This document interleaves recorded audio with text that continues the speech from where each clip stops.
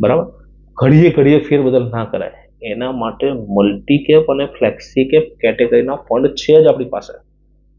Mutual fund થકી જ રોકાણ કરાય. ઘડીક વાર માઇક્રો કેપમાંથી ઘડીક વાર લાર્જ કેપમાંથી લઈને ઘડીક સ્મોલ કેપમાં જવું, એટલું બધું ચેન્જિંગ કરવું એ આપણા હાથમાં છે નહીં.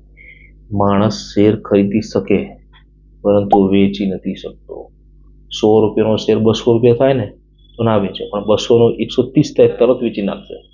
પરંતુ 100 રૂપિયાનો શેર 1 રૂપિયો થઈ જાય તો માણસ વેચતો નથી. મતલબ નફામાં ઊભો રહેતો નથી, નુકસાનમાં ઊભો જ રહેશે. અને કહે છે મારો પોર્ટફોલિયો 25 લાખનો છે, 50 લાખનો છે.